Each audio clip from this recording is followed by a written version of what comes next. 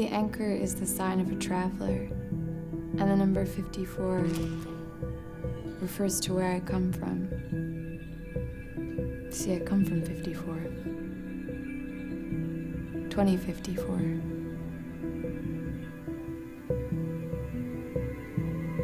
Your future.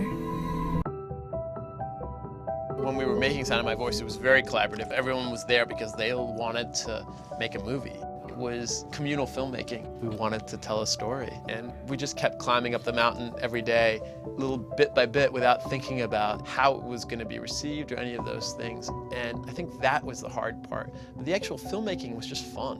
The ones who will not only survive, but will thrive, are the ones who realize that there's nothing to be afraid of. Zal had a very clear vision for it. That's the amazing thing about working with an artist that you trust so much, is that, like, you get to just watch the creation. I mean, we work together and we write, but then the way he realizes it takes it to an extraordinary, unimagined space.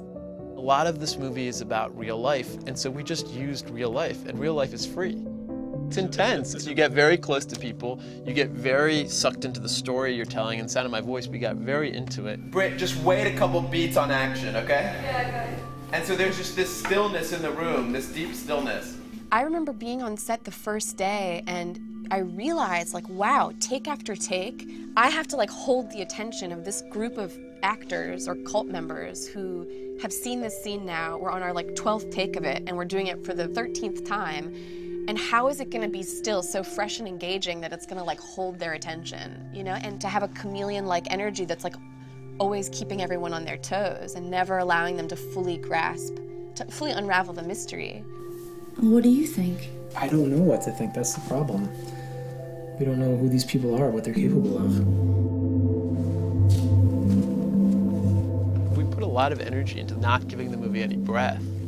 You aren't let out of the basement. The basement is this claustrophobic thing, and we shot pretty tight, and we're always cutting, so that you feel sort of both disoriented and claustrophobic, and we did that intentionally. There's something about film, and certainly about being in front of the camera, that you're so raw, you know, you're so exposed. And I watch, you know, Another Earth, or I watch Sound of My Voice, and I am like, I would have done this differently, or I would have pushed this harder, I would have, you know, and it's fascinating to watch that trajectory. You're trying always to get better at telling the truth, both from the writing perspective and the acting perspective, to, like, let go of artifice. What are you hiding from me, Peter?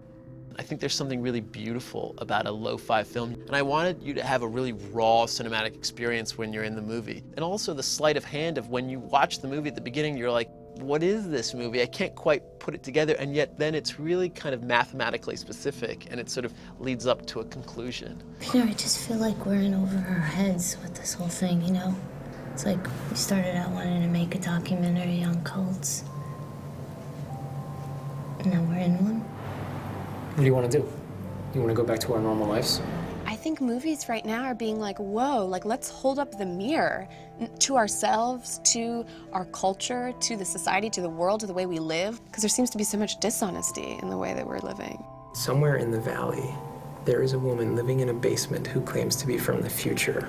She's actually amassing followers, these people who believe that she'll lead them to salvation. And yes, she's dangerous, but we have to see this thing through all the way. What matters is that it asks the questions about what it means to be alive today in the 2010s. I mean, I'm not a futurist and I'm not a doomsday person, but we're in the midst of great change. And I think that we are looking for stories that help navigate that change.